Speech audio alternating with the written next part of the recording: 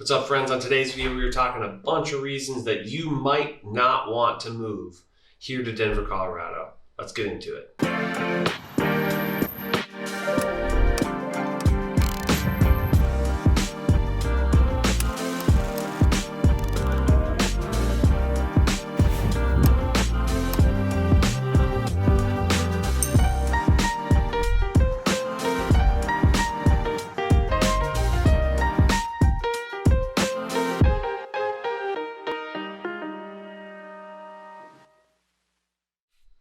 How's it going, y'all? My name is Jesse Lynch. I run the hardest working real estate team anywhere in the game. We're called Welcome to Denver. Check out our website, welcometodenver.co. But this YouTube channel is all about helping you find a place to call home, a place to land here in beautiful, beautiful Denver, Colorado. That's whether you're moving here from out of state, out of the country, or you're just buying a house for the first time. That's what this YouTube channel is all about, helping you navigate those waters. So if either of those things appeal to you, do us both a favor, subscribe to this channel, click that little bell to get notified, give the video a thumbs up, say what's up in the comments. I would appreciate that very, very much. As I grow the channel, thank you to everybody commenting, thank you to people liking. I really appreciate it right now, more than ever, just because the channel is growing. I know it's a grind, but yeah, I appreciate it so much. Thanks for being here. And if you are thinking about making a move here to Denver, do whatever you can to get a hold of us. You can go to our website, welcometodenver.co. You can email us at info@welcometodenver.co. You can call or text the number on the screen. You can hit us up on Instagram at welcometodenver.co. We're pretty available. We do our absolute best to be super available. And I promise, we're the hardest working real estate team.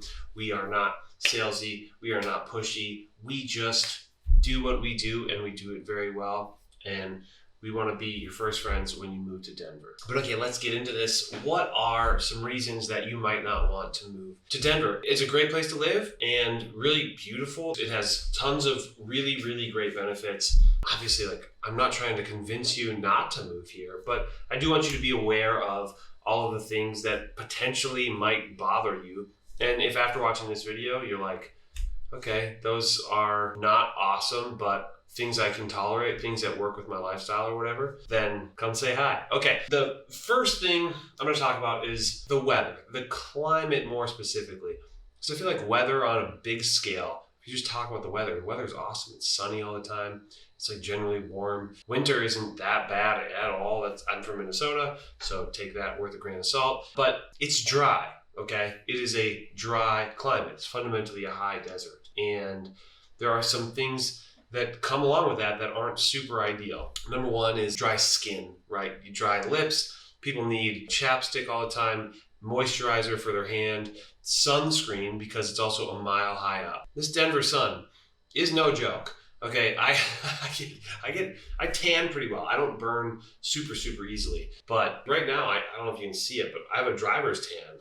For one, I do drive a lot, but yeah, it's serious. Driving out here, your left arm, if you're driving a lot, is going to be way tanner than your right arm. So there's one little con that isn't really that big of a deal, but kind of annoying. But yeah, the sun is powerful here. When I do some of these videos, there's been a couple of days where I was wearing black shoes and I was like, my feet are on fire right now. I'm pretty sure my feet are on fire. And it's just the sun just beating down, and yeah, there's some really, really hot sun here. But another thing that sort of brings is wildfire, right? And it definitely doesn't dominate your lifestyle here. I understand California to be considerably worse than Denver. You know, they do get wildfires in the mountains, and that fire, that smoke does make its way to Denver, and it affects the air quality. It affects the visibility. It's a bummer. More than anything, it just bums me out, that we're having wildfires and all that. And specifically in regards to air quality, Denver's air quality is not the best. Specifically in regards to high ozone days, is ranked 8th worst out of the country, right? Out of 226 metropolitan areas. Specifically, and this is according to lung.org, specifically it gets a D and an F grade on most sort of air quality metrics. Again, I am originally from Minnesota. Air quality there is a C and a B, and it's a noticeable difference. But The thing I think that compounds that is that then you also have very, very high altitude. So the air is not exactly the best to breathe in regards to pollution and ozone. And then we're a mile up. So your lungs are working even harder because there's thinner air. It's not that bad. Eventually you get used to it and your body gets used to it. But I still think that unless you are, cardiovascularly strong, you're still going to feel it a little bit more here than you would elsewhere. Walking up the stairs, you're going to get more winded than you would if you were down at sea level. Just it's science. So again, really all this stuff comes down to that it's dry here, right? Again, high desert, high elevation, high levels of ozone. So you're going to get very dry hands. A lot of people are like sort of staunch advocates for, lotioning your hands or whatever. By the way, shout out to Working Hands. I don't know if you've ever used it. If you haven't used it, Working Hands is, in my opinion, the absolute best hand moisturizer in the world. My hands can be sandpaper. You might think my hands are a product of 3M in the winter, but they're not. They're just regular hands. They just get very dry. And Working Hands is for sure the best lotion or moisturizer or whatever that I've ever used. That said, I don't get super chapped lips, but a lot of people get really chapped lips here. People also deal with a lot of bloody noses because, again, you get very dry. So things to consider. I can't really imagine many people would not move here because they have to use chapstick and moisturizer, but, good to know. And then aside from just the dry skin thing, it's dry here in regards to the geography, right? Not just the climate, but the geography. There's not a ton of water in Denver. As somebody from Minnesota, the land of 10,000 lakes, I can miss water when I come here. As somebody who is from Minnesota originally, I tend to miss water and green trees the most. I can imagine if you're from the Pacific Northwest, the Midwest, the Northeast, really northern places, now that I think about it, or Canada or whatever, you would probably start to miss the greenery. And not the end of the world. There's mountains here. It is still beautiful. You can go up into the mountains and see some just insane and beautiful, beautiful scenery. That kind of makes up for it. But in general, in your day-to-day life, living here in the Denver metro area, things aren't going to be as lush. Okay, speaking of lush, I'm kidding. This has nothing to do with that. The next thing that comes to mind is Denver is overwhelmingly a very animal-friendly place, right? A lot of people have dogs here. There are tons of golden retrievers and Aussies, so many good pups. And it's great. I love seeing them. And I wish I had a dog, but I don't really have time right now to be a good dog owner. So that is going to have to wait. But if you are moving here and you already have a dog, you might want to be careful. You might want to look into it. Not because it's necessarily bad for an animal to live here, but because there are weird rules about animals here. I find it very, very annoying. I think all these rules are ridiculous. I think it's antiquated nonsense, but there are breed restrictions in Denver. You need a license to have certain breeds of dogs here in Denver. That's an improvement from what it was. There used to be a straight up pit bull ban in Denver. Soapbox real quick. I have a ton of friends back in Minnesota with pit bulls. They're like the sweetest dog. Shout out to Gypsy, okay? Gypsy's the sweetest dog I've maybe ever met. A lot of energy, very, very sweet. A pit bull, okay? So this whole breed restriction thing, it's nonsense. Message to the government, get your stuff together, okay? This is stupid. Okay, real quick, I'm gonna read this update on this law. Because if you're watching this and you have a pit bull, you might be like, what? Whoops. Okay, so Denver residents voted November 3rd, 2020 to repeal the pit bull ban. Ban in place since 1989. 1989. We're still dealing with this. Under Denver's ordinance, section 8 through 67, restricted breeds, in parentheses, American Pit Bull Terrier, American Staffordshire Terrier, or Staffordshire Bull Terrier are prohibited unless they have been issued a provisional breed restriction permit. This means that Denver residents may not own or keep a pit bull within the city without first obtaining a breed restricted permit from Denver Animal Protection. Pit bull type dogs are defined as any dog displaying a majority of physical traits of any one or more of the specific breeds mentioned above, or any dog exhibiting those distinguishing physical characteristics that substantially conform to the standards established by American Kennel Club or United Kennel Club. It goes on to say the ordinance was officially amended January 1st, 2021, and Denver Animal Protection has established an initial breed-restricted permitting process based on the amended language of the ordinance voted into law to help pit bull owners plan for the changes. It is the responsibility of any new owner of an adopted restricted breed animal to contact Denver Animal Protection to initiate the provisional permitting process. So under the previous law, pit bulls were literally just banned, not allowed in Denver. That has now been amended to where they allow pit bulls or breeds matching those physical restrictions. Stupid. But with some caveats. Now, to even bring a pit bull into the city of Denver, you need to apply for a permit with Denver Animal Protection. You need to supply the name and the address of where the dog will live. You need to supply 2 emergency contacts. You need to provide proof that your dog has been microchipped, has a rabies vaccine, and also spayed or neutered. There are also a maximum of 2 pit bulls per home. You also have to notify Denver Animal Protection within 8 hours if the dog escapes or bites somebody. You also have to notify Denver Animal Protection within 24 hours if the dog dies or the owner moves. If your dog dies and you're like, you gotta make sure I call Denver Animal Protection to let them know my dog died. What are we doing? And okay, maybe that's not a huge deal to you. Maybe you have a pit bull and you're like, okay, whatever, I can follow those rules. Okay, that's cool. One thing to consider, this just drives me nuts. If you have somebody visiting you, if they're doing a road trip into Denver and they have a pit bull, they also have to get their dog permitted to just be in Denver. This is just, I guess, personal pet peeve of mine. We can move on. Colorado, Denver, get your lives together. This is stupid. One quick note on that. While Denver has overturned that ban with some restrictions, Castle Rock did the same back in 2018, but there are still surrounding areas of the Denver metro, Aurora and Commerce City, to name a few, that still just do not allow what they determine fighting breeds. To me, that just gets so convoluted. You have a pit bull that you live with in Denver, it's licensed or permitted or whatever, and now you want to go to Aurora. Oops, can't bring my dog there. It could get impounded. That's stupid. Okay, moving on, we're going to talk about cost of living. It's maybe a kind of an obvious con, but the cost of living here in Denver is pretty high.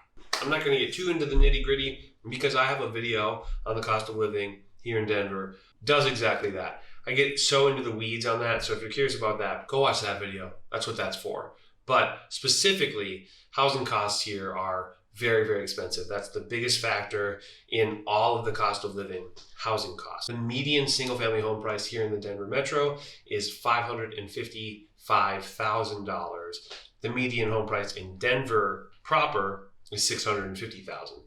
Quite expensive. Go watch that other video, because if you can get past the home price and the specifically rental and home ownership, if you can stomach that, then all the other things aren't that bad in comparison. Then all the other things, if you can stomach that, then all of the other pieces aren't actually that bad. Okay, and this cost of living, specifically the home prices thing, it's going to lead me to the next topic, which is a little bit touchy. I don't even know exactly how to feel about it or how to talk about it, but it is like a real thing, and I wish I knew how to fix it. I wish it was a simpler thing, but there's like a pretty legitimate homeless population in Denver. And one thing that I find interesting is that technically Denver's homeless rate is actually lower than the national average. But if you go to Denver and you're from the Midwest or somewhere that isn't a big city, it's going to be more obvious. It's going to be more apparent. Specifically, there was a camping ban in place for, I don't know how long, I presume a long time. It was illegal to camp in Denver proper. That ban has been lifted. And basically, the lifting of that ban means that homeless population camps on the street often in Denver. It's not all over the place. If you live in a certain neighborhoods, you will think that they don't exist. But in certain parts of the Denver metro, Lodo, Rhino, Capitol Hill are probably the 3 most prevalent. I'm sure there are some others that I'm forgetting, but the closer to downtown, probably the CBD, the Central Business District, probably the CBD, the Central Business District as well. You're going to see folks camping out, encampments. And again, I don't know how to solve the problem, but it's there. And it also lends itself to, I guess what I would say is my next biggest gripe about Denver, which is that it's kind of dirty. It's just kind of a grubby city. There can be trash on the ground. For whatever reason, it doesn't get cleaned up by the city.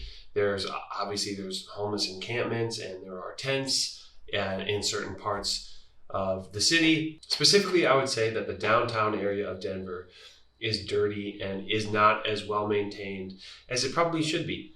Denver's a beautiful, beautiful city, and I think it deserves to be maintained with a higher degree of attention to detail than it currently has. And I get it, maybe the city's fighting an uphill battle, but nonetheless, that is just a con that I see. A little bit dirty here. Okay, next. This one is not going to be bad for everybody, but it's just something to keep in mind if you're moving here. And I think it's not going to be a hard and fast rule, but I would say that it seems fairly accurate. And this is people that have moved away from Denver have told me this specifically. So why they moved. They said that Denver is more of a young person city. It is more geared toward the young professional. And that does make sense. Denver's economy is strong, and a lot of it is tech related. And I suspect that the city is doing its best to make Denver desirable for younger tech industry employees. And there's probably a reason that more millennials are moving to Denver than anywhere else in the country. And that's because it's pretty millennial friendly, whether that be sort of the downtown lifestyle, the mountains being close by, all sorts of things, right? Whether that be the culture, the mountains, the sports, the nightlife, I guess just generally downtown, sort of walkable nature of downtown and that kind of thing. Whether that be for the mountain life or the city life, Denver's a pretty happening place to be for millennials. That said, some of the things that people who are raising a family are looking for, Denver is a little bit lacking. For one, I would say one of the biggest negatives of this sort of aspect of it is that the public schools in the Denver area are not that great. There are some really great ones, but overwhelmingly, there's not a ton to choose from. I would say there are less than a handful of what would be considered like great school districts, right? There's definitely good schools peppered in there that are public schools. There are definitely good charter and private schools, but it's already pretty expensive to live here. So you want to live here, have an expensive house. It would be nice if the public schools were better, but maybe having, tremendous public schools isn't exactly a priority for you. Maybe you have kids and you're okay with, a B plus school or a C plus school, and that's fine. And you think it's probably more important for them to have the culture and the proximity to the mountains and outdoor spaces. That's cool as well. Or maybe you just don't have kids at all, don't intend on having kids, or you're a millennial and you're thinking you'll live in Denver for 10 years. And then if you raise kids, you'll go somewhere else, right? That's all perfectly fine. I just want you to know that that's sort of a broad, swooping picture of the Denver area. That said, if you want to move to Denver, you love everything Denver has to offer, and you really want to make sure that you're getting a very good school, get a hold of us. We know what we're doing. We'll help you find a good school in Denver. They do exist, and the good school districts, but you got to do your research. You got to know what you're looking for, and you can't just, drop a pin on a map in Denver and know that you're going to have really good schools. Okay, just quickly to illustrate this, Denver is ranked 12th best place in the country for millennials. That's out of 228 metropolitan areas. Denver is ranked 114th best place to live to raise a family. That's literally exactly right in the middle, okay? So it's safe to say it's not considered a great place to raise a family. That said, I think as all these millennials are moving in there, they're going to start having kids, and they're going to start demanding these lifestyle changes out of Denver. And Denver will adapt. Denver will have good schools. Denver will have good programs for kids. That's just my belief. I think it's a supply and demand issue. Right now, the influx is young people, so that's where the city's focused. Eventually, as things sort of level out as far as population growth, that demand will change more towards family. Okay? That's just a guess, projection. I don't have a crystal ball. Don't sue me. Speaking of children, this might be a decent segue, which is that weed's legal, right? Weed's legal in Colorado. Some people are going to not like that. Some people are going to like it. For me, one of the bad things about it is you tell people you're moving to Colorado and people are like, for that weed, right? And you're like, no, because it's cool, right? So there's sort of a stigma attached with Colorado that the only reason you live there is for weed. It's silly, and I think as more and more states legalize, that stigma will probably go away. But Denver was one of the first, so I guess it's only natural that would be associated with that. I do think that being one of the first to legalize, while it brought in a tremendous amount of tax revenue, it's not without its cons. I suspect to some degree the homeless population is somewhat linked to that. Okay, the next sort of negative that I can think of, the reason that you might not want to move here, I have a hard time believing this would make somebody not want to move here, but I guess I get it, is that Denver is fairly isolated, right? Geographically, it's isolated by the mountains to the west and just plains to the east. There are not a lot of other major metropolitan areas near Denver, so you can't really live in Denver and commute to any other metro. But I'm from Minneapolis. We didn't have that. We were so isolated up there that this hardly seems like a con. But I suppose if you're from, DC or Connecticut or New Jersey or something, everything might seem just so far apart. You can drive to Fort Collins or Colorado Springs, or in a day you could drive to the mountains. There's no big cities up there. You could drive to Fort Collins, Colorado Springs. You could drive to Laramie, but that's getting pretty far and not exactly a huge metropolitan area. Albuquerque is 450 miles away. That's the closest sort of major metropolitan area to Denver. Salt Lake City and Lincoln, Nebraska are right around 500 miles away. Those are kind of the next big ones. Oklahoma City, 600 miles. Las Vegas, 700 miles. Phoenix, 800 miles. You get it, right? Things are far away, and you're basically doing a pretty long road trip, or you're flying out of Denver. That's just kind of how it is. Okay, and speaking of going somewhere, if you are trying to do everything you can to never sit in traffic again, have you seen the movie Falling Down? Right? Pretty good movie. If you're trying to avoid that sort of feeling, then, maybe Denver isn't for you. Denver is the 16th most congested city in the United States as far as traffic goes. 16th out of 228 again. That's not exactly no traffic. And for sure, there's traffic most of the time going into downtown or really into the city proper at all. There's a fair amount of traffic. That's only going to get worse. As more and more people come here, there's no way that doesn't get considerably worse over time. Obviously, Denver and Colorado are doing their best to try to keep up, but it's going to be a bit of a task to keep up with the demand that all this new population has put on the highway systems. Okay, which generally just brings me to the fact that the population growth is pretty intense. It's not staggering. It's not like the highest in the country, but it's one of the highest. I think it's 10th highest in the country population growth in the last decade. More succinctly, Denver proper's population has grown by 25% in the last decade, from 600,000 to 750,000. That's a pretty big jump in a decade. And Colorado itself is one of the fastest growing states in the nation. The suburban area of Denver is expected to grow by 33% in the next 20 years. So Denver proper grew at 25% expansion in 10 years, and now they're expecting the suburbs to grow by 33% in the next 20 years. I could for sure see that happening, and I wonder how that will affect housing prices and the economy and all that stuff. I tend to think it will affect the economy in a positive route. I tend to think it will affect the housing prices in a negative. And I tend to think it'll affect house prices adversely. Well, house prices will go up. So if you want a house, I guess that's a good thing. On the one hand, Denver is pretty easy to be a new resident to, because so many of the people who live here are from out of state, and they're generally fairly new. So they're relatively accepting to newcomers, right? On the other hand, Denver natives, as they call themselves often, can be a little bit harsh, a little bit possessive of Denver. And, I get it. They were here. It was one way. They liked it that way. People don't really like change. whole bunch of people came in, whole bunch of changes happened. So probably the case of any place that expands or anywhere where people are being displaced. Okay, and this is my last little piece here, and I don't hear people talk about this. It's also hard to put your finger down on it, right, and be like, here is a statistic about this. But it's, I guess, just something that is worth knowing or worth considering or whatever. Or if you come here to visit, take note of it. Does it bug you? It doesn't bug me enough to not be here, right? But it does. It's an interesting side effect of just people, transient population sort of coming here, which is that Denver doesn't seem like it has that much of a cultural identity, right?